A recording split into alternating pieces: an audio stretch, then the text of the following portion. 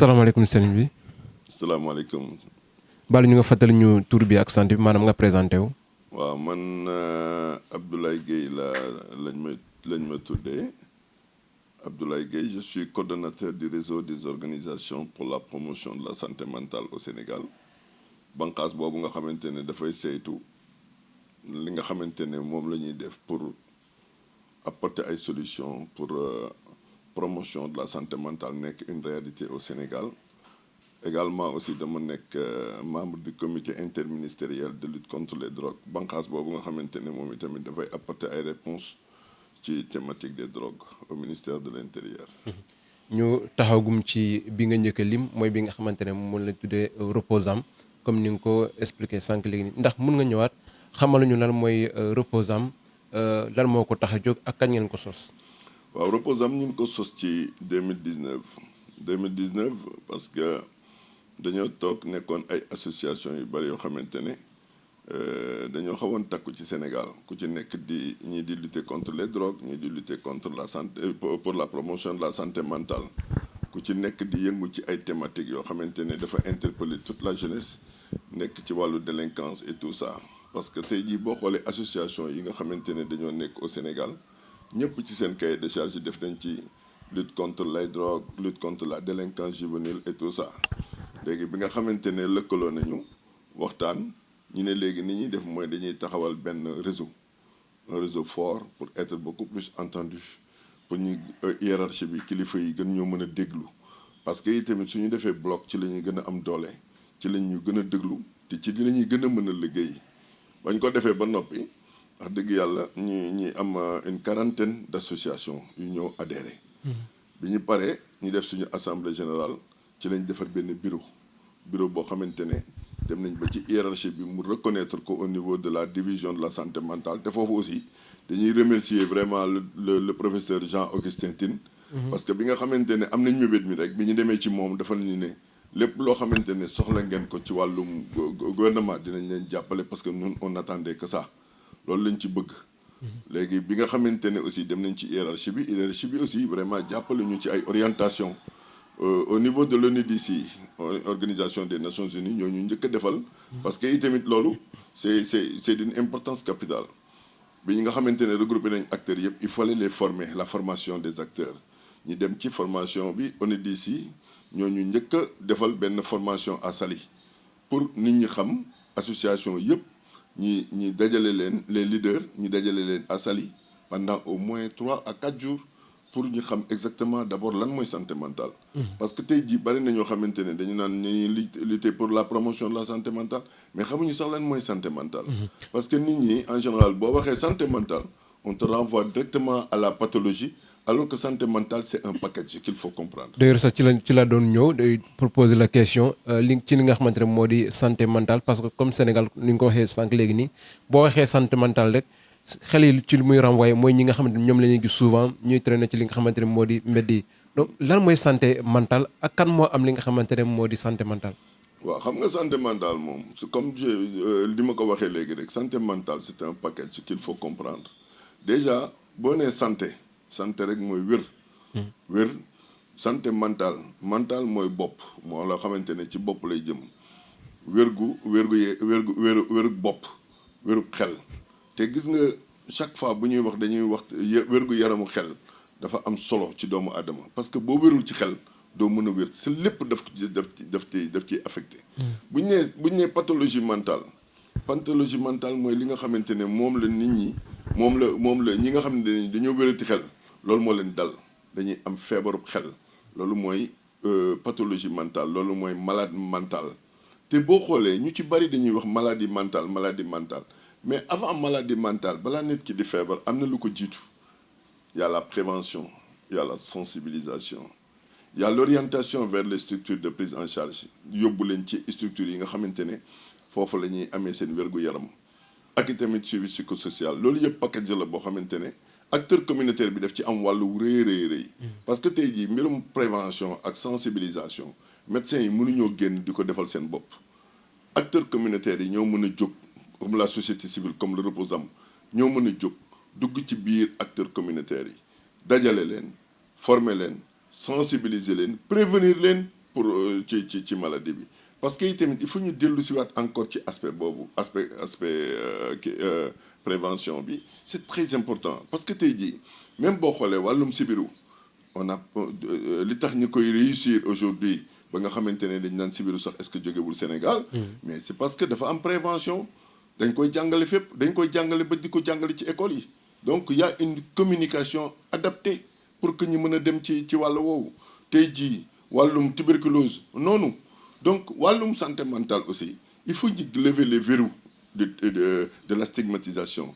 il faudrait plus que mu nekk un sujet tabou il faudrait que ñu xam ne c'est une maladie comme toutes les maladies et il faut en parler parce que quelle que soit la pathologie quelle que soit l'ampleur de la pathologie bu ñu demee ba nga xamante ne ñi ngi ci toog di waxtaan rek on va vers une solution et je pense que Sénégal foofu la toll il faut que nit ñi dindi tabu yi teg ko fële ñu waxtaanee lan mooy santé mentale tey ji ñun ñiy toog nii di waxtaan nii ak ñi ñuy waxtaanal te di ñu dégg te di xam li ñuy wax ñun ñëpp dañoo am suñu santé mentale mais santé mentale dafay dégradé wu santé mentale mën naa dégradé wu ci ay aspects yu bëree bëri moo koy andi ay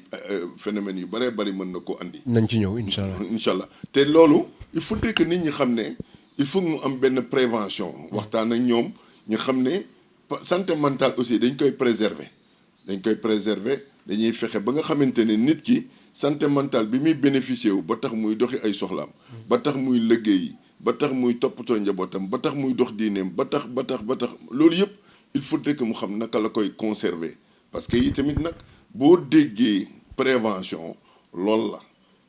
jéem a fexe ba nga xamante ne sa santé mentale na nga koy conserver ba ëllëg gi si biir lii du la dal ñu wax la ko nga xam ko mën ko moytu loolu mooy prévention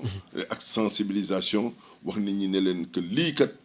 feebar la comme feebar yëpp ñi mën koo nangu mën koo intégrer ci seen mental xam ne bu ñëwee yi tamit nii lañ koy doxalee waaye laata muy ñëw aussi nii la ñuy def pour du ñëw voilà bu ñëwee nii lañ koy doxalee ku wax ki nga xamante ne moom moo am feebaru santé mentale wax koo xamante ne xëy na dafa tàggoo ak xelam wala xaw na kaa niroo et puis aussi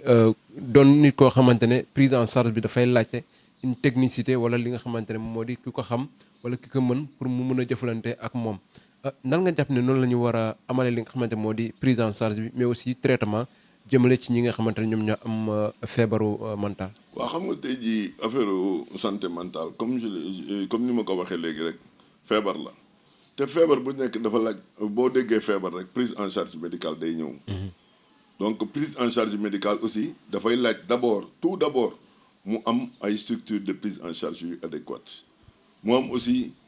personnel boo xamante ne aussi dañuy aguerri sur la question c'est-à-dire personnel boo xamante ne dañuy xarañ ci li ñuy def parce que Sénégal dafa nekkoon un tout petit peu en retard à un moment donné mais aujourd'hui def nañ ay jéego yu bëree bëri ci wàll wi jël nañ ay psychiatres formé leen te ñu ngi leen di commencer di déployer sur le terrain d'accord c'est très bien mais il faut que ce soit général il faudrait que mu national il faudrait que dans chaque région au moins ou bien dans chaque département ba ci dans chaque localité fu am kii rek ñu yóbbu fa un psychiatre ba pare nag ñu yóbbu fa structure de prise en charge ni ñuy def par exemple hôpitaux yi léeg-léeg da ngay dugg gis des étendues de terre espace bu bëree bëri mais nañ fa def comme ni ñu def centre psychiatrique bu Thiaroye centre psychiatrique bu Thiaroye bi ñu demee ba nga xamante ne affaire drogue dafa sonal Sénégal dañ fa def benn unité boo xamante ne spécifiquement drogue la mais nañu def ay unité dans les hospitaliers yoo xamante ne santé mentale rek lay saytu parce que population yi ñoo ko soxla nous dañu mës a def benn tournée dans le Fouta ñu gis ay nit ñoo xamante ne par exemple ña nga yeew seeni doom wala ña nga yeew seeni mbokk ca biir kër ya wala tëj leen ci biir kër parce que amuñu lu ñu ko andee ba fii centre psychiatrique bu Thiaroye yi te loolu dafay poser problème parce que moyens yi dafay xaw a metti nga jëlee nit Fuuta ak nga xamante ne voyager ak ku tàggu xelam ne mu mel coono ba ca nekk ngay jigéen nga andi ko wala ngay góor nga andi ko ba Thiaroye yi nga egsi ñu ne la amuñu place nga war a taxaw foofu di poireté di fanaan ci suufu garab yi wala ngay fanaan ci ay loolu dafa metti am na ci population yoo xamante ne loolu moo leen di décourager dañuy takk seen i parents te takk sa parent takk sa doom wala takk sa ko bokkal parce que dafa feebarum xel neexul sax gis am na ci ñoo xamante ne nag duñu takk ci biir nekk. waaye dañ lay bàyyi ngay errer. loolu nag moo gën a favoriser l'errance des malades mentaux. loolu tamit dinañ ci ñëw ci kanam tuuti yaa ngi doon tudd sànq léegi ni li nga xamante ne moo di centre yi maanaam fi ñuy internet wala fi ñu leen di faje mu néew lool ci li nga xamante ne moo di ci réew mi di Sénégal comme bi nga xamante ne tudd nga ko sànq léegi mu nekk Thiaroye mu am beneen bu nekkee fële ci Kaolack bi nga xamante ne mu ngi ci loxo association bi nga xamante ne kii di Ansoumana Dione moom moo ko daal di jiite mu am benn coow bi nga xamante ne judd na ci est-ce que Ansoumana war na kaa yore est-ce que état bi war na kaa jox ki nga xamante ne moo di Ansoumana bu fekkee ne yëg ngeen ko lan mooy li nga xamante ne moo di seen position par rapport ak li nga xamante ne moom moo di centre bi ñu mel. waaw xam nga ñun bon comme je l'ai dit Ansoumana vraiment on lui rend hommage parce que tamit c'est un pionnier sur la question mais bon il a une association qui a beaucoup travaillé sur la question mais aujourd'hui Sénégal moo toll foo xamante ne monde bi sax laa wax moo toll foo xamante ne il faut se regrouper pour être plus fort ñun on a un réseau d'associations. On a un groupe compact qui est représenté sur l'étendue du territoire. On a des points focaux partout sur l'étendue du territoire. On avait commencé à installer dans 5 régions Reposam installé na fa li ñuy wax ay comité régional. On lui tend la main pour qu'il vienne rejoindre le Reposam pour qu'on puisse travailler, bénéficier aussi de son expérience parce que dans Reposam aussi il y a des experts sur la question. Il y a des additologues, il y a des psychiatres, il y a du tout, il y a des communautaires, il y a des imams, il y a des badjanogor, il y a tout ce dont on a besoin dans la société civile pour bien parvenir à un résultat positif dans le domaine de la promotion de la santé mentale. Léegi nag bon xam nga situation boobu day situation boo xamante ne actuellement c'est pendante à la justice. Parce que am na fa ay gendarmes yu wàccoon foofu. doon saytu xaw ma lu ñu doon saytu donc ñun bëgguñu ci prononcer surtout mu nekk affaire boo xamante ne c'est pendant à la justice mais ñun li ñu mën a wax rek mooy vraiment nañu defaat encore ay réformes. xool ku ci nekk fa mu war a nekk rek ñu teg ko fa. parce que itamit santé mentale day loo xamante ne boo koy def da nga koy def dans le respect des droits humains parce que nit ñi nga xamante ne dañoo feebar nekk ci pathologie mentale. C'est des êtres humains qu'il faut respecter. Santé mentale wax une prise en charge boo xamante dafa xaw a complexe est-ce que japonais ne serait-ce que li nga xamante ne moo di complexité boo xamante ne prise en charge bi moom la àndal ci fii nga xamante ne moo di centre bu nekk Kaolack waruñu koon jox wala bàyyi ko ci ay loxo yoo xamante ne des gens qui sont ñi nga xamante ne seen xel màcc na ci wàllum li nga xamante ne moo di psychiatrie wala traitement bi jëm ci li nga xamante ne moo di santé mentale ko jox ko kenn koo xamante ne même bu fekkee ne am na expérience bi mais au moins. li nga xamante ne moo di jàng bu war ak lu aussi li nga xamante ne yor centre bu toll noonu xaw na des. waaw xam nga wax nga ko nee nga bon santé mentale il faudrait que vraiment un centre psychiatrique man de à mon avis man li ma gëm te waxoon naa ko ministre bi ñuy tokkee ci journée mondiale de la santé mentale bi ñuy defoon à Kaolack waxoon naa ko ne ko man bu doon sama sago et ça c'est l'avis de Reposam bu ñu amee un centre psychiatrique. dañu koy dénk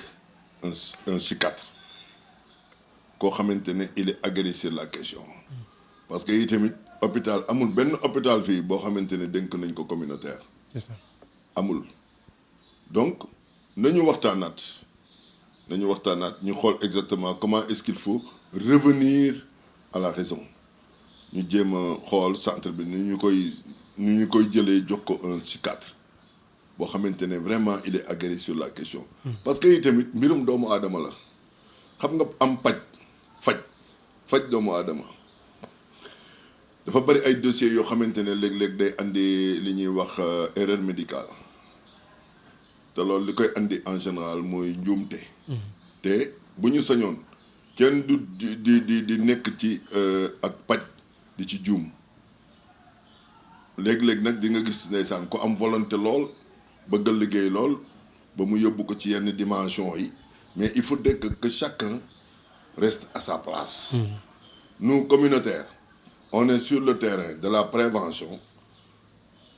à saytu dogale nit ñi ba ñu xam lan mooy santé mentale fexe ba ñu génn dans le terrain de la stigmatisation et des tabous fexe aussi ba ñoom ñi xam structure de prise en charge yi nga xamante ne moo fi nekk ba bu ñu feebaree mën a jóg dem ci structure de prise en charge yooyu pour léegi bu ñu àggee ñi mën leen a jël spécialistes yi ya fa nekk di ay docteurs di ay psychiatres wala ay psychologues mën leen a jël en charge de manière adéquate parce que foofu moom communautaire amatu fa wàll bu ñu xasee ba egsi ci structure de prise en charge médecin yi fa nekk te nga xam ne jàng nañ loola ñoom ñooy kii bés boo xamante ne aussi ñoom faj nañ leen ba ñu war a génn nag parce que hôpital xam nga du lieu boo xamante ne dañ fay nekk pour l'éternité day am moment boo xam ne il faut faire la place parce que ça c'est une réalité mondiale day am moment boo xamante ne il faut que malade bi génn mais bu malade bi génnee lan mooy war ca moom foofu nag encore communautaires yi dañuy jëlaat encore le relais pour suivi li ñuy wax suivi psychosocial il faut que ñi mën leen a accompagner ñi nga xamante ne dañoo laaj ñi delloo leen seeni famille am na ci ñoo xamante ne tey jii dañuy laaj ñuy yóbbu leen ci ay centres de recasement comme par exemple Delloosi bu Rufisque avec DAF que je salue au passage vraiment mu ngi def affaire bu rafet Delloosi defoon nañ aussi benn centre boo xamante ne ñu ngi ko defoon avec les services des actions de l'action sociale bi nekk ministère fële à Diourbel foofu aussi defoon nañ fa benn centre boo xamante ne ci màggaluk Touba la ñu ko defoon ba le passé màggaluk Touba googu lañ ne woon tous les malades mentaux yi nekk Touba ak Mbacké dañ leen di regrouper sang leen woo psychiatre mu xool leen ñi nga xamante ne dañoo am ay pathologie primaire par exemple ay góom ak yooyu ñi mën leen a faj rapidement uniquement pour màggal bi pour mën leen a mettre dans de très bonnes conditions pour ñu mën a dund màggal gi toggal leen ay añ et foofu il faut saluer le marabout doomu Cheikh Béthio Thioune bi sëñ Saliou Thioune il nous avait envoyé un bœuf pour ñu mën leen a toggal et tout ça pour mën a dajale malades mentaux yi pour ñu mën a nekk dans la frénésie du màggal donc yooyu c'est des choses yoo xamante ne il faut les pérenniser ay sites de recasement et de socialisation nga xamante ne bu ñu nekkee ci site bi dinañ mën a delloosiwaat mu am nag ay méthodes d'insertion et de réinsertion bari na ci ay malades mentaux yoo xam ne amoon nañu métier laata ñuy daanu feebar ñooñu il faudrait que ñuy retrouver cette envie de retravailler et de revenir dans la société bari woon na ci ay malades mentaux yoo xamante ne laata ñuy daanu feebar amuñu woon métier ndax ay xale lañu woon wala boog nekkuñu woon ci disposition boobu dañuy fexe nag nu ñu leen di wutalee métier parce que il faudrait que ñu dellu si waat dans la société être utile à eux-mêmes et être utile à la société alors bu fekkee ne yéen a ngi def li nga xamante ne moo di sensibilisation wala yéen a ngi taxaw en tout cas pour la cause des malades mentaux ci bëri na ci biir famille wala ci li nga xamante ne moo di yeneen gox-goxaat yoo xamante ne boo amee sa kër malade mental des fois il y a une fuite de responsabilité wala sax ñenn ni sax du ñu bëgg ñu xam ne kii nga xamante ne am na feebar xel sama mbokk la wala man ak moom am nañ li nga xamante ne moo di ay liens de parenté est-ce que yéen a ngi sensibiliser li nga xamante ne moo di leur famille leurs parents proches pour non seulement li nga xamante ne moo di la prise en charge mais aussi pour ñu bañ a leen rejeter ci li nga xamante ne moo di bàyyi leen noonu rek ñuy errer dans les rues. waaw xam nga ñun reposable moo tax ñuy magnifier vraiment la décision du président de la République bi nga xamante ne nee na nañu changer la loi 75/80. C'est une loi qui date de 1975 et c'est une loi qui a été reprise dans une autre loi qui date de 1938 mu wax la ne kon c'est une loi qui est coloniale dañ ko bindoon juste pour se protéger des malades mentaux mais amul fenn foo xam ne dañ ciy protéger les malades mentaux te loolu aussi bi ñu ko xamante ne président de la République wax na ko ci conseil des ministres bi nga xamante ne muy bu 9 avril bii ñuy génn bu 2025 le premier ministre est revenu pour insister sur ce caractère-là naka la ñuy def ba impliquer les familles naka la ñuy def ba waxtaan ak famille yi pour ñu mën a xam exactement nañuy gunge seeni mbokk feebar alors ñun au Reposam on a toujours anticipé avec le ministre de la santé et de l'action sociale on s'est toujours dit que ñun dañuy teg benn aspect communicationnel benn approche communautaire boo xamante ne daf ñuy yóbbu ci l'implication des familles. sànq maa ngi lay wax ne la que nous sommes présents sur l'étendue du territoire national avec des points focaux. mais commencé woon nañ aussi di taxawal li ñuy wax ay comité régional. comité régional bi dafay inclure le gouverneur le préfet day inclure les forces de défense et de sécurité day inclure le directeur régional de la santé mais aussi les imams les bajjanu gox les délégués de quartier tout le monde ñi defal leen formation ci lan mooy santé mentale. parce que tey jii un imam qui est très bien formé moom bu taxawee ci xutbaam bu waxtaanee ci santé mentale ajjuma beneen imam def ko beneen imam def ko imagine le monde bi nga xamante ne moom lay atteindre ñi prêtre bi aussi ñi boole ko ci processus bi prêtre bi aussi dans ses homélies du dimanche moom itam mu waxtaanee santé mentale bàjjenu gox bi dans ses VAD moom itam mu waxtaanee santé mentale parce que il faut que communauté bi ci boppam. parce que loolu mooy rôle reposam ñun dañ ne il faudrait impliquer la société parce que quelle que soit la thématique aujourd'hui boo xoolee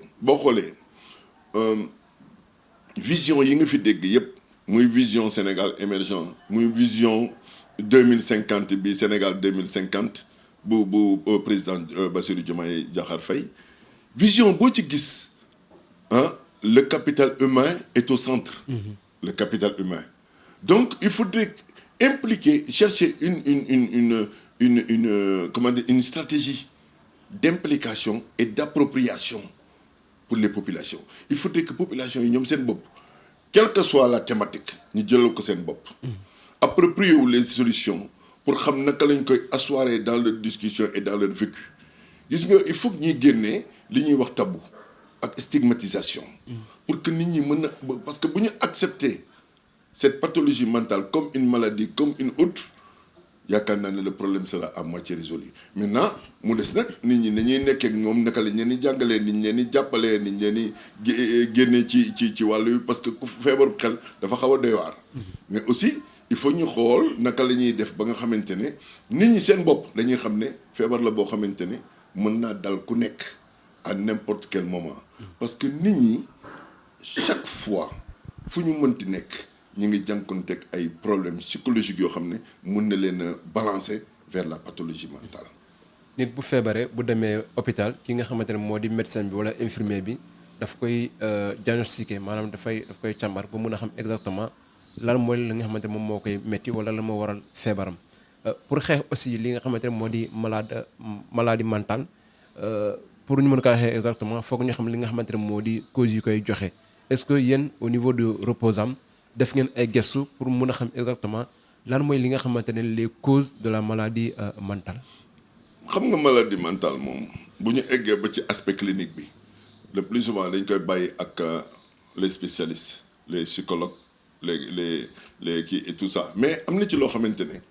ci suñu biir sensibilisation dañu koy wax dañu koy jàng pour mën ci avertir li nga xamante ne mooy famille yi donc donte nag approfondissement bi ci médecins yi lay nekk ci psychiatre yi ci psychologue yi lay nekk ñoom ñooy diagnostiquer ba xam mais dañuy wax toujours de nit ki day jànkonte ak ay mbir yoo xamante ne parce que j'ai l'habitude de le dire nit ku nekk ak ni ko yàlla bindee nit ku ne ak ni ko yàlla bindee te am na ñoo xamante ne dañoo fort am ñoo xam ne dañoo faible loolu aspect boobu fu ñu jël ko en compte parce que am na ñoo xamante ne lu leen mënti dal dañuy relativiser ne lii kat ndogalu yàlla la am na ñoo xam ne lu leen dal da nga koy xam ci ñoom te loolu nag yàlla noonu la bindee doomu aadama yi am na ñoo xamante ne par exemple tey jii bu ñu ñàkkee un être cher rek boo moytul ñu versé dans la pathologie mentale bari na ci ñoo xamante ne ñu ma xam ba seen yaay gaañoo wala seen papa gaañoo ci lañ tàggoog seen sago ba léegi et ils sont pas seuls dans la famille mais am na ñu garder seen sago mais ñoom mënuñu ko woon supporter ce choc là am na ñoo xamante ne bu ñu amee déception am na ñoo xamante ne bu ñu ñàkkee seen liggéey am na ñoo xamante ne seen stress dañuy am sax stress mais au travail nit ñi la ñuy jànkonteel actuellement ci stress dafay yóbbu nit ñi ci loola ñàkkum nelaw te nag dafa xew ñàkkum nelaw dafay yóbbu vers la pathologie mentale parce que yaramu doomu aadama lu ci nekk rek dafa am régime ni ngay toogee ba yàgg nga ne man bu ma yeewoo dama war a ndékki dama war a añ dama war a njoganalu dama war a reer noonu la aussi cerveau war a toogi tëddee nelaw am régime boo xamante ne pour nelaw la muy tëdd di reposer parce que dañ ne un esprit sain dans un corps sain un esprit nag pour que mu am vraiment kiyam boobu nu mu tuddati encore santé boobu un esprit pour mu am santé comme li ñuy wax santé mentale il faudrait que muy nelaw normalement parce que itamit je vais vous dire ma wax la rek benn kii bu ndaw adduna bi ak Sénégal dañoo dund jamono yi benn épisode boo xamante ne bu doy waar boo xamante ne lim yàq ci bopp nit doomu aadama yi bari na muy Covid 19 Covid 19 bii ba léegi mi ngi def ay effet bari na ñoo xamante ne ci lañ jëlee pathologie mentale ci lañ jëlee stress ba léegi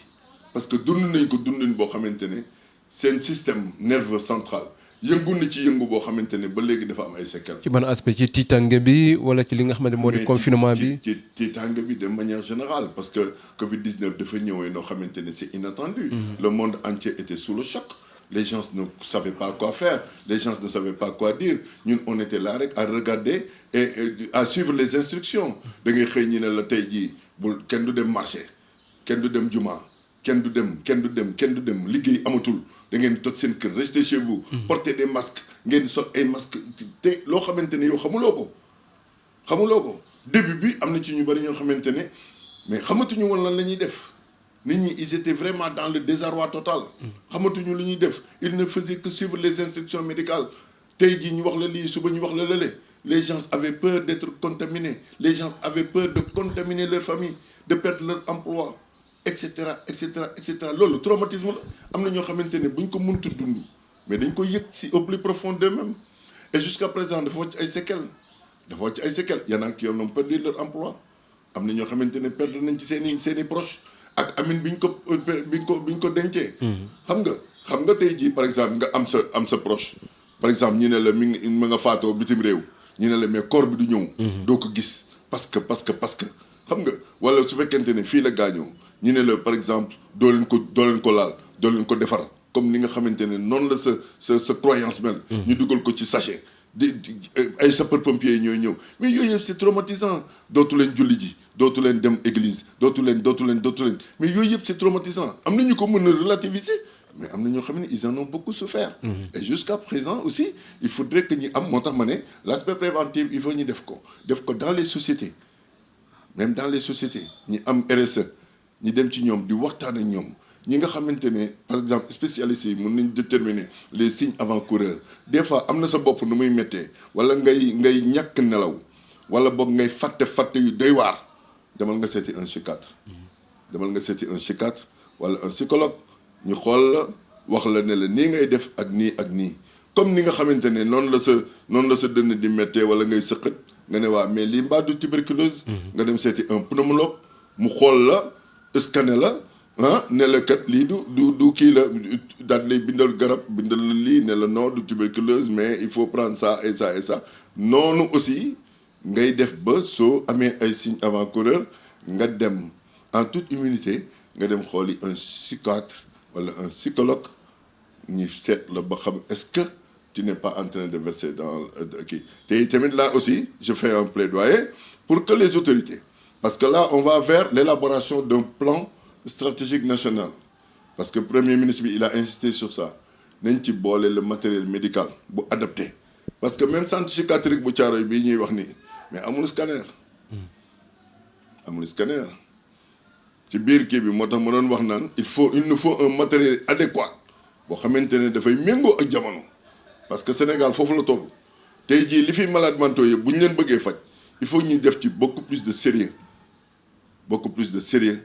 du matériel adéquat un personnel qualifié et présent partout pour ñu mën a vraiment venir à bout à cette thématique qui est en train de prendre des proportions très très très inquiétantes. Peut-être que ci biir kër yi wala ci biir li nga xamante ne moo di famille am na ay nit yoo xamante ne déjà ñu ngi présenter des signes te xamuñu ne lii moo mun na leen yóbbu ci li nga xamante ne moom moo di la pathologie de maladie mentale ci au niveau de votre réseau lan ngeen jàpp ne loolu boo ko gisee ci li nga xamante ne moo di ay signes maanaam ay mandarga war nga dem seeti ki nga xamante ne moo di psychologue wala kooku noonu war nañu kaa taxaw pour mu bañ a egg fii nga xamante ne moo di ci maladie mentale. waaw bon ñun xam nga mooy li ma la wax rek aspect préventif bi bon on va expliquer aux gens d'abord lan mooy maladie mentale lan mooy santé mentale d'abord lan mooy santé mentale ak naka nga koy concevoir parce que nit ñi ñoo war a changer paradigme bu ñu ko defee ba noppi nag ñu wax leen ne leen lii comme ni ma la expliquer léegi rek par exemple booy toog doo nelaw nga dem ba nga xamante ni il faut nga jël ay médicaments pour nelaw y a problème parce que nit ki war nga boo sonnee bu guddee boo tëddee quelques minutes après war ngaa mën a nelaw parce que nelaw dafa bokk ci yaramu doomu aadama dafa bokk ci àdduna yi doomu aadama nit ki su fekkente ne balaa moo nelaw day am difficulté y a problème parce que son système nerveux central est quelque part affecté su fekkente ne aussi da ngay am ay mettitu bopp yoo xamante ne ay mettitu bopp yu doy waar yu aigu yoo xamante ne c'est répété yoo xamante ne aussi dafay mel ni dafay affecté say nerfs nga di ko sentir de manière très aiguë demal nga seeti un psychiatre su fekkente ne aussi da ngay faral di fàtte yu doy waar fàtte yoo xamante ne da ngay xam ne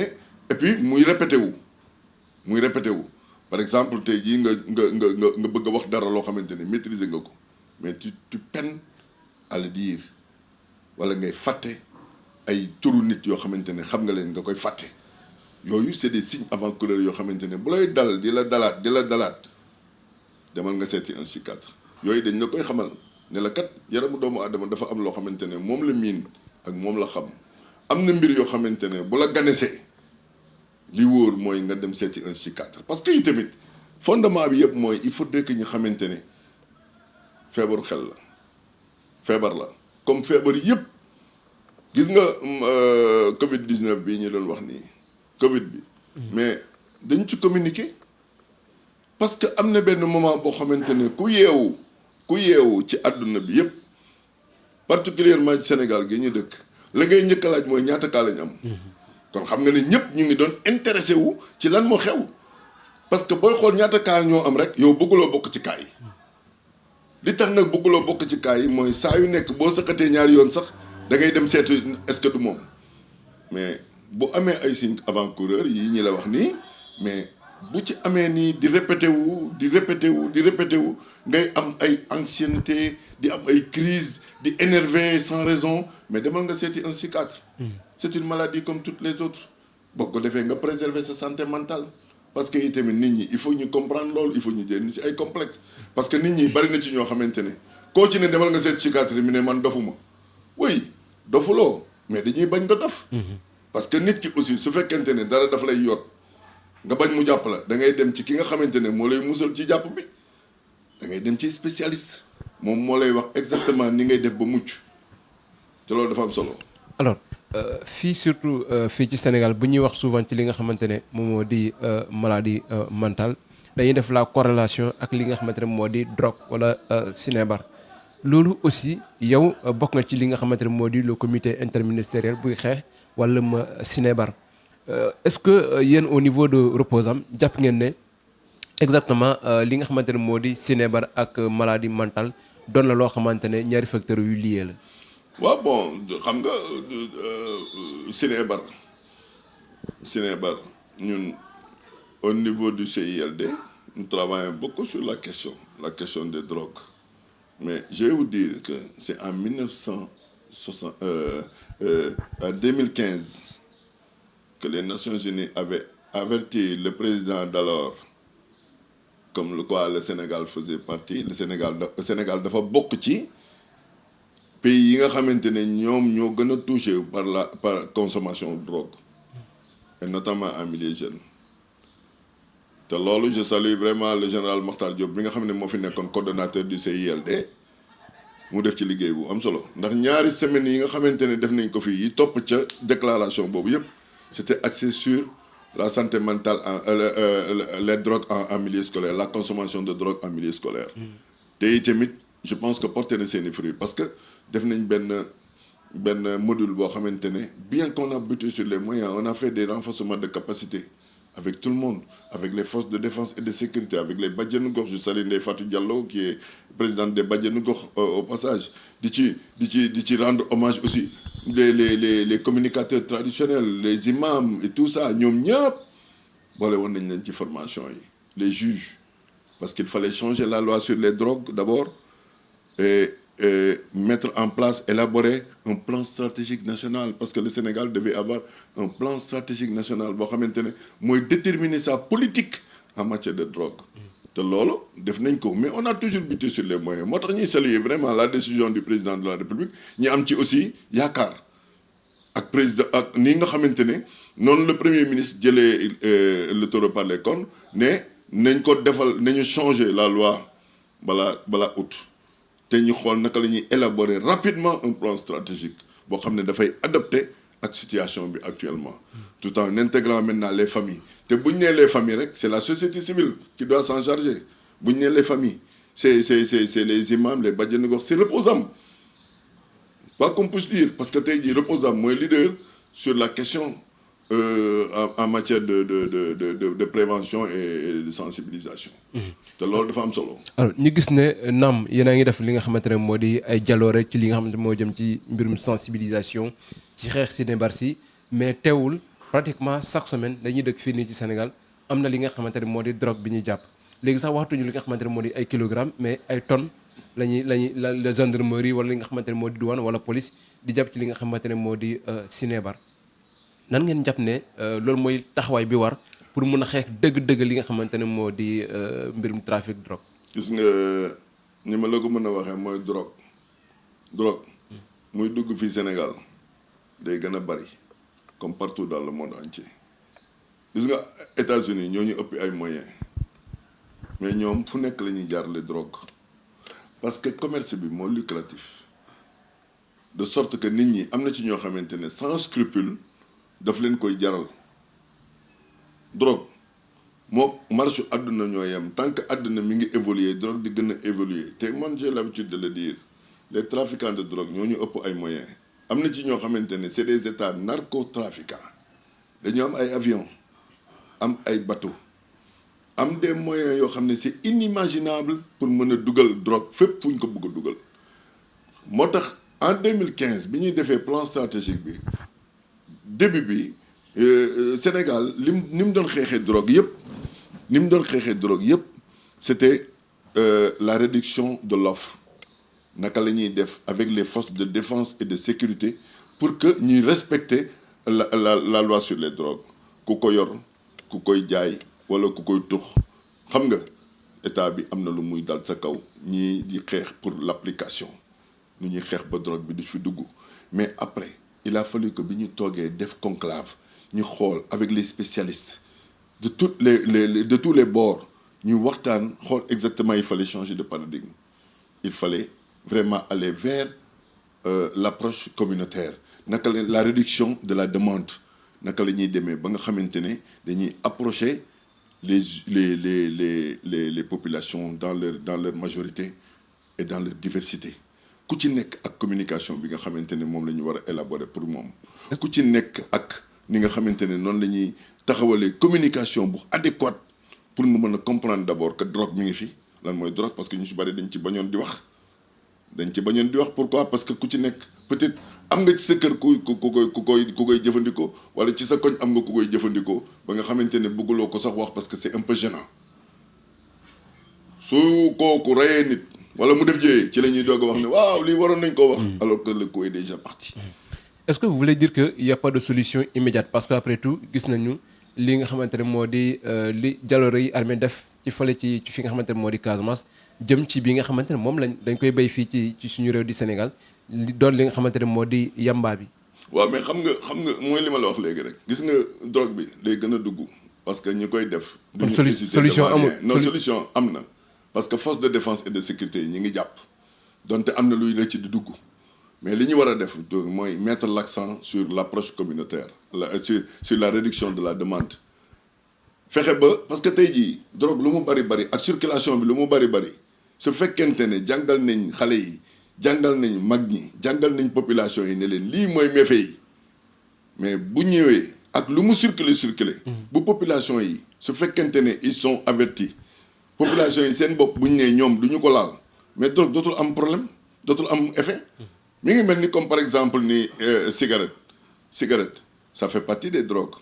mais tey jii bu fekkente ne ñi ngi avertir ñi ngi continuer di sensibiliser population yi ci li nekk ci cigarette ak